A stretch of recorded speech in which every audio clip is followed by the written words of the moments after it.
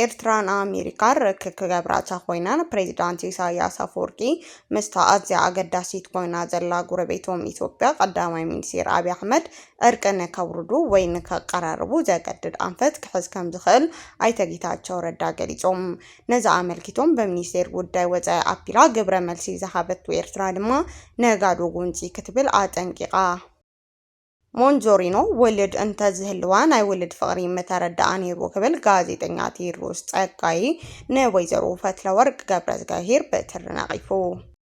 ካብ ጅቡቲ ናብ መቐለ የጓዓዝ ዝነበረ ሹፌር ኣብ ክልል ኣፋር ከም ዝተቀተለ ክግለጽ ከሎ ካብ ወረዳ ጭላ ድማ ሓደ ዘሰንብድ ተግባር ተፈጺሙሎ ቀድሚ ሰሙን ካብ እስር ቤት ዝወፀ ብርሃነ ገብረ ገርግስ ዳግመ ኣብ ከተማ መቐለ ብኣርሚ 22 ከም ዝተኣሰረ ተሓቢሩ ፕሬዚዳንት አሜሪካ ዶናልድ ትራምፕ ከሞት አምሊጡ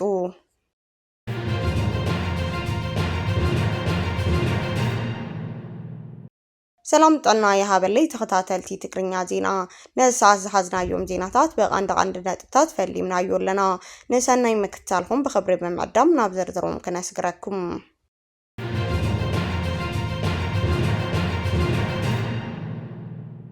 ኣብ ወረዳ ጭላ ኣብ ልዕሊ በዓልቲ ሞያ ጥዕና ጓል ኣንስተይቲ ኣሰቃቂ ፆታዊ መጥቃዕቲ ፈተና ቅትለትን ተፈፂሙ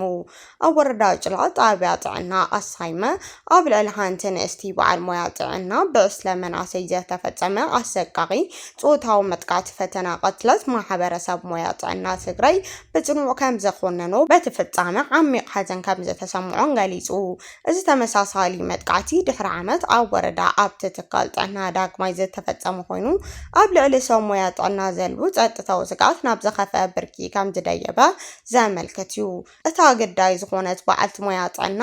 ኣብቲ ዝቐነየ ወፍሪ ጸረ ተራኩማ ንሕብረተሰብ ግልጋሎት ክትህብ ድሕሪ ምቕናያ ብዕለት 16 ሚያዝያ 2018 ዓ.ም ናብ መንበሪ ኣምስተ መለሰትያ እቲ መጥቃዕቲ ተፈጺሙ ናብ ቀዳም ኣብ ዘውግሕ ለይቲ ብግምት ሰዓት 5 ፈርቓን ክሳብ 7 ኣብ ዘለዎ ግዜ እስለመናሰይ በር ገዛ በቴንዲኖ ሴሮም በመተው በተደጋጋሚ ጾታዊ መጥቃዕትን ፈተና ቅትለትን ፈጺሞምላ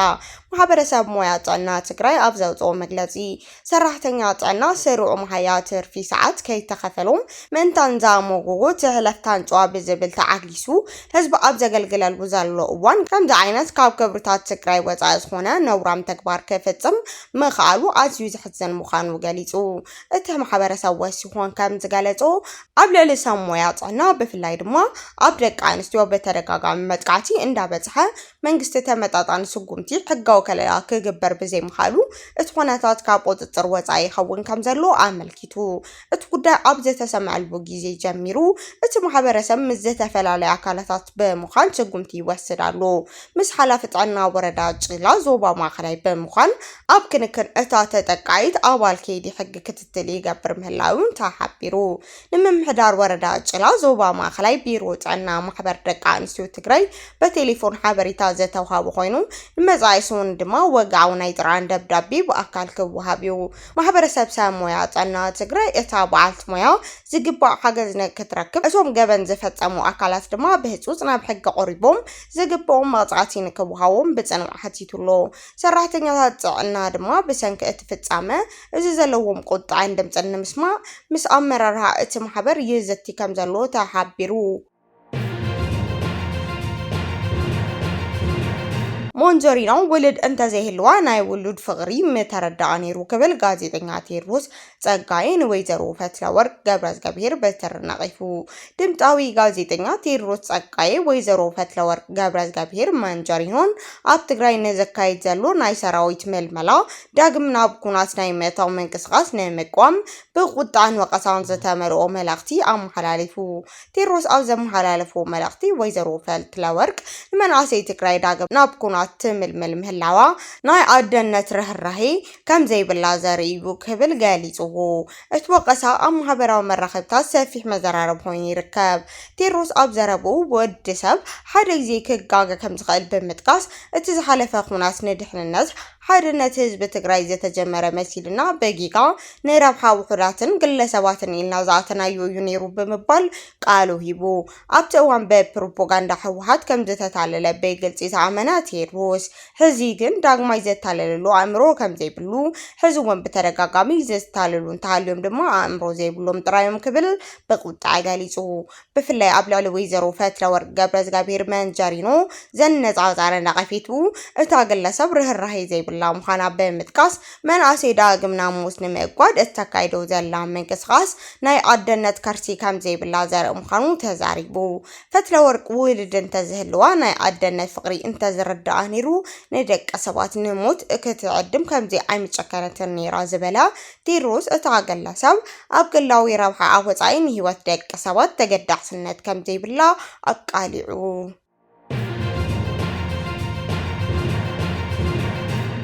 ብርሃነ ገብረእግዚአብሔር ዳግማይ ኣብ መቐለ ብኣርሚ 22 ተኣሲሩ ተማሊ 18 ሚያዝያ 2018 ዓመተ ምህረት ሰዓት 10 ድሕሪ ቀትሪ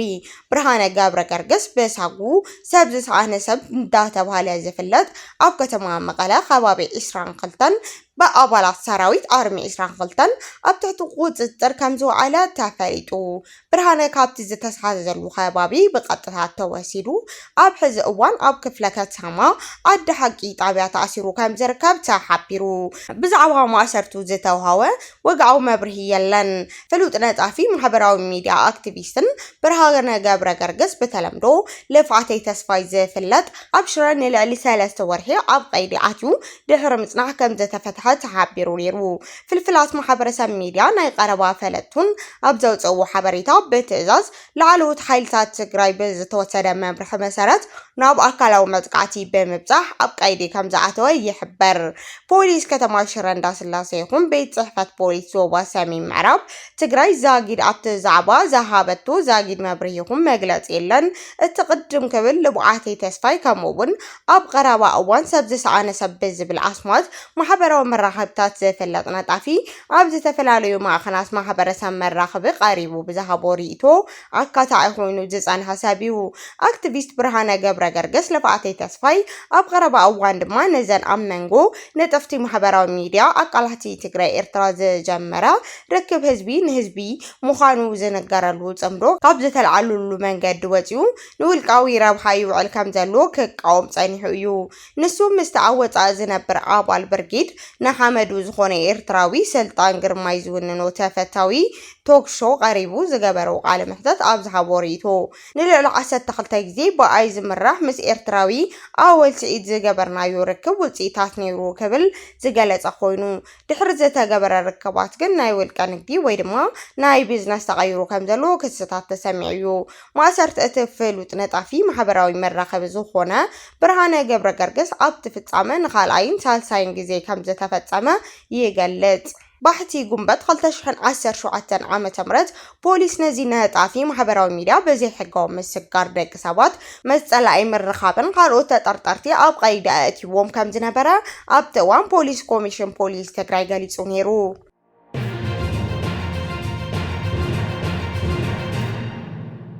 ካብ ጅቡቲ ናብ መቐለ የጓዓዝ ዝነበረ ሹፌር ኣብ ክልል ዓፋር ተቐቲሉ ኣብ ክልል ዓፋር ወረዳ ኢሬፕቲ ፍሉይ ሽሙ ሄርቶ በህሪ ኣብ ዝተባሃለ ከባቢ ካብ ጅቡቲ ናብ መቐለ የጓዓዝ ዝነበረ ኣሽከርካሪ ብዕጡቓት ብዝተኸፈተ ቶክሲ ህይወቱ ከም ዝሓለፈ ፖሊስ እቲ ክልል ኣፍሊጡ ካብቲ መጥቃዕቲ ፍጻመ ክልተ ግለሰባት ሓደ ቆሲሉ ኣብ ትሕቲ ቁጽጽር ክውዕል እንከሎ እቲ ካልኣይ ተጠርጣሪ ድማ ናብ ጫካ ስለ ዝሃደመ ጽዑቕ ክትትል ይካየድ ኣሎ በለት 18 ሚያዝያ 2018 ዓመተ ምህረት ንግሆ ሰዓት 2 ፈረቓን ኣቢሉ ኣሽከርካሪ ኣይተ ጽጋቡ ለገሰ ተሰማ ኾነ ከቢድ መኪና በመዝዋር ካብ መስመር ጅቡቲ ሰርዶ ናብ መቐለ ይጓዓዝ ነይሩ እቲ ተሽከርካሪ ንኣፍዴራን ሲረባን ሓሊፉ ወረዳ ኣሬፕቲ ምስ በጽሐ ክልተ ዕጡቓት ግለሰባት ነታ መኪና ደው ብምባል ኣብ ልዕሊ እቲ ኣሽከርካሪ መጥቃዕቲ ከም ዝፈጸሙ ተረጋጊጹ ኣሎ ብዝበጽሐ ሓበሬታ መሰረት ሓይልታት ጸጥታ ብቅጽበት ናብቲ ቦታ ዝበጽሑ ክኾኑ ከለዉ ሓደ ካብቶም ተጠርጠርቲ ጸጋማይ እግሩ ቆሲሉ ኣብ ትሕቲ ቁጥጥር ውዒሉሎ እቲ ካልኣይ ግለሰብ ግን ናይ ፖሊስ መኪና ኣብ ርሕቀት ምስ ረኣየ ናብ ጫካ ብምእታው ንግዚኡ ተሰዊሩሎ ኣባላት ፖሊስ ናይቲ ከባብን ሓለፍቲ ስራሕን ነቲ ዝሃደመ ተጠርጣሪ ኣብ ትሕቲ ቁጥጥር ንምእታው ካብ ጫካ ሰፊሕ ፍተሻ የካይዱ ከም ዘለዉ ተገሊጹ ኮሚሽን ፖሊስ ክልል ዓፋር እቲ ኣካል ልሙድ ዘይኮነ ነውራም ተግባር ክብል ነቲ መጥቃዕቲ ብትሪ ኾኒንዎሎ እቲ ኮሚሽን ብሰንኪ ዝተፈጠረ ፍጻመ ዝተሰምዖ ዓቕሚ ሓዘን ብምግላጽ بسم اتخلل يقريتا حاسيتولو بوليس ኣብ ትሕቲ ቁጥጥር ዝወዓለ ተጠርጣሪ ብሕጊ ከም ዝሓተት ብምርጋጽ ነቲ ዘምለጠ ግለሰብ እውን ኣብ ሓጺር እዋን ተታሒዙ ናብ ሕጊ ንምቕራብ ድሉ ምዃኑ ኣፍሊጡ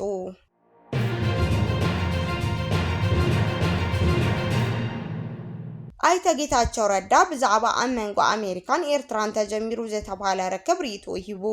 ነበር ፕሬዝዳንት ጊዜያዊ ምምሕዳር ትግራይ ሕዚ ድማ ኣማኻሪ ቀዳማይ ሚኒስቴር ዝኾነ ኣይተ ጌታቸው ረዳ ኣመንጎ ኣሜሪካን ኤርትራን ክፍጠር ይኽእል እዩ ተባሂሉ ዝዝረብ ዘሎ ሓድሽ ዲፕሎማስያዊ ምቅርራዕ ካብቲ ዝተዘረበ ቀሊል ከም ዘይኮነ ብጣዕሚ ዝተሓላለኸ ምዃኑን ገሊጾም እቲ ሪኢቶ ኣይተ ጌታቸው ረዳ ዝወፀ ጋዜጣ ዋል ስትሪት ጆርናል ኣሜሪካ ኣብ ልዕሊ ኤርትራ ንዓመታት ኣንቢራቶ ዘጸንሐት معقب نملعل دبلوماسياዊ ርክባታ ንምሕዳስ ደለይት ኣለዋ ብምባል ድሕሪ ምጽብጻቡ እዩ በተወሳኺ ኣማኻሪ ዶናልድ ትራምፕ ዝኾኑ ማሳድ ፋረስ በሉስ ምስ ፕሬዝዳንት ኢሳያስ አፈወርቂ ተራኺቦም ምዝርራቦም ይፍለጥ ኣይተ ጌታቸው ረዳ ነዚ ሓበሬታ መበገሲ ብምግባር ኣብ ዝሃብዎ ሪኢቶ እቲ ጉዳይ ካብ ዝረአ ዘሎን ላዕሊ ዓሚቕ እዩ ኢሎም ዋላ እኳ ምቅራብ ኤርትራን ኣሜሪካን ንርጋእት እቲ ጽቡቕ ክመስል እንተኸኣለ ኣብዚ ሕዚ እዋን ግን እቲ ጉዳይ ናብ ግብሪ ናይ ምስጋር ዕድሉ ኣዝዩ ጸቢብ ምዃኑ ጠቒሶም ኣይተ ጌታቸው ረዳ ወሲኾም ከም ዝገለጽዎ እዚ ዝተውሃቦ ዘሎ ምቅራብ ኣሜሪካን ኤርትራን እውን እንተፈጺመን ፕሬዝዳንት ኢሳያስ አፈወርቂ ምስ ኣዝዩ ኣገዳሲ ኮይና ዘላ ጎረቤት ኢትዮጵያ ቀዳማይ ሚኒስቴር አብይ አሕመድ ዕርቅ ንከውርድ ወይ ንክቀራረብ ዘገድድ ኣንፈት ክትሕዝ ከም እትኽእል ገሊጾም በዘይ ምስ ኢትዮጵያ ዝግበር ሰኒት እንተዝድለ ዞባዊ ሰላም ክመጽእ ከም ዝኽእል ድማ ኣመላኺቶም ኣይተ ጌታቸው ረዳ ነቲ ናይ ዞባ ፖለቲካዊ ተንታኒ ፕሮፌሰር ኬቲ ትሮምቦል ዝሃብዎ ሪኢቶ እውን ምላሽ ሂቦም ኣለዉ ፕሬዝዳንት ትሮምቦል ምቅርራብ ኣሜሪካን ኤርትራን ኣብ ምብራቕ ኣፍሪካ ዘሎ ናይ ሓይሊ ሚዛን ክቕይሮ ይኽእል እዩ ኢትዮጵያ ድማ ስትራቴጂካዊ ኣማራጭታት ዳግማይ ንክትምርምር ከገድዳ እዩ ዝብል ተንተና ሂቡ ነይሩ ኣይተ ጌታቸው ግን እዚ ጉዳይ ኣብ ባይታ ክሳብ ክንደይ ተግባራዊ ክኸውን ይኽእል ዝብል ሕቶ ምስቲ ኣመንጎ ኣስመራን ኣዲስ ኣበባን ዘሎ ተለዋዋጢ ዝምድና ድሌት ዋሽንግተን ዝተኣሳሰረ ብምዃኑ ብቐሊሉ ዝረአ ከም ዘይኾነ ኣስሚሩሉሎ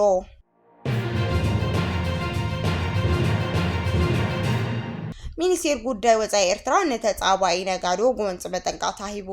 ሓላፊ ሚኒስቴር ጉዳያት ወጻኢ ኤርትራ ኣይተ የማነ ገብረ መስቀል ኣብ ሰሙንቲ ኣብ ልዕሊ ኤርትራ ዞባ ቀርኒ ኣፍሪካ ዝተፈላለዩ ወረታትን ትንተናታትን ዝዘርግሑ ዘለዉ ኣባላት ፈራሓትን ነጋዶ ጎንፂ ክብል ብትሪ ነቒፍዎ እቲ ሚኒስቴር ኣብ ዘውፅኦ መግለጺ እቶም እልፊ ሓንጨ መንጪ ክብል ዘገለጾም ወገናት ኣብ ጉዳይ ኤርትራ እቲ ዞባ ከም ወከልቲ ንግስና ኮይኖም ናይ ሙሳን ስልጣን ከም ዘለዎም ገይሮም ዘርእይዎ ዘለዉ تعبيس زتملو أكايدا زسكف مخانو غاليزوم اتمغلت كم زملاختو ازوم أكالات زيوم عبد سومنزي بفلاي أو بوليتيكا ودات أدل عالم لخاو زمدناتات إرترا كمون بحافشا أبزوبا قرن أفريكا نيموسان فيلو يمثل سلطان زلو مسيلو كقربو يرعي علو إذا أكايد رمان حقا يعدلي تزبئت زوبا زين صبارا مخانو أسميرولولو منغست إرترا أم مغلتيو بسنك ازوم خل جيزي هما أدلي زلوهم أكالات إرترا أم مغدا كم زي تسرقل أرقاقيتولو إرترا كم قدما مسوباوي عالم لخاو مشارختا زلوا متحقاز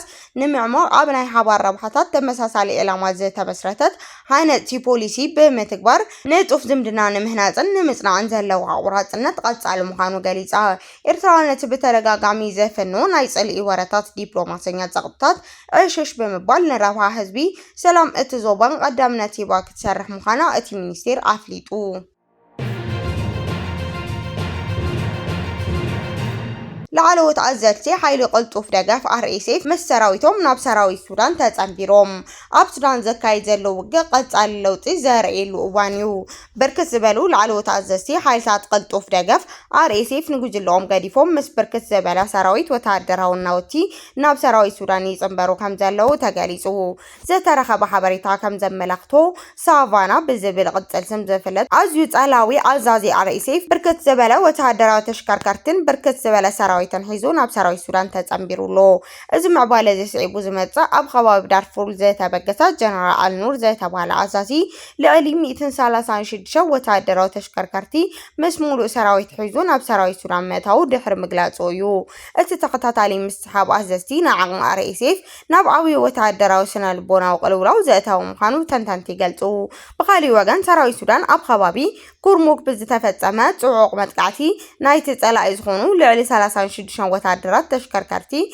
مولو بمولو كم تحمششا وقعو مقلاتيو هيبولو اتسرحيت زي نتحايل قلطوف دقف أبت زوبا زنبرو من قسخاص كم ددخمو تفريتو سراوي السودان أبزهابو وقعو مقلاتي أبدو بسودان إثيوبيا زتفرمه متقعت أمريكتو زرزر حبريتا هيبولو أبت متقعت زتنمتسو أبالات RSF أمريك بيشانقولن إثيوبيا زسلطانو وتعدرات مخانو مقاليتو اتمن قسخاص زي أمنقو حيلتا السودان زكاي زالو وقع نابخ بيدوبات إثيوبيا زسفح مخانو زارو خوينو خلتين هاجرات أبت دوباو تسطا زلون تأفا في زيادة زاريو سراوي السودان أبز حزوان أبز تفلالي قمارات لعلوا إيد يحس كم زالو بركز زبالو عطقات RSF دما بسلام إيدو من كهبوت أو عيث يقرب كم زالون تحبيرو بريزيدنت أمريكا دونالد ترامب كم تمريته أو وايت هاوس أبزت عنا قرار توكسي تفتيمو تماليتي أو واشنطن هيلتون هوتيل أبزت قايد أنجروت درار غازيت إنكتات زت تقوسات آيتي أبتسا تفتي خبيت سنبادة كم زفترة ما خنزينا CNN حبيرو مسخ آخر عيني كم زبلو اتفتامة كابشو أتكستاب شو منتت آيتي كم زت تقوسا غاليزهم غازيت إنكتات سبا سلطان فلوطات سبا سركبو عقايش دمت توكسي أبزت سمع اللوان أبتحت بيزا كم زتحبون عملكتهم بريزيدنت أمريكا ترامب مكتل بريزيدنت جيمس ديفيد فانسن قالوتن لعلو سبا سلطان بحيلتات زتتا تعجبو بسلام كم تبوتا كم زوجو تفريتو سمزي الترطور أب تحت قيد عاتيو كم زلو الرقاقيزهم بوغل زتغلت عابي مقدعاتكو انت زي هالي اتخوناتاتكن أم مسرح متراي كم زركب تحبيرو اتفتعمه بزعبا خوناتات زتتا أمريكا حد الشكفتا بقيسولو بريزيدنت دونالد ترامب أو وايت هاوس أبزهابو مقلاتي أبناي غازيتنغات درار انجروس يقاتم أسباب ፍጻመ ዝርዝር ሓበሬታ ሂቦም ሓደ ኣዋል ሚስጥራዊ ኣገልግሎት ካብ ቀረባ ርሕቀት ጥይት ተኪሱ እኳ እንተነበረ እቲ ዝለበሶ ብጥይት ዘይብሳዕ መከላኸሊ ህይወቱ ከም ዘድሓኑ ትራምፕ ገሊጾም እቲ ቶክሲ ውልቀ ሰባት ብዙሓት ናይ ውግእ ኣጽዋር ሒዙ ናብቲ ናይ ድሕንነት መፈተሺ ጥሕሱ ንምእታው ክጻዕር ከሎ ብኣባላት ድሕንነት ኣብ ቁፅጥር ከም ዝዋዕለ ተረጋጊጹሎ ፕሬዚዳንት ትራምፕ ንግልጽነት ክበሃል እቲ ፎቶ ተጠርጣሪ እቲ ቶክሲ ዝተጀመረሉ ቪድዮ ኣብ ማሕበራዊ ሚድያ ገጾም ከም ዝለቀቅዎ ገሊጾም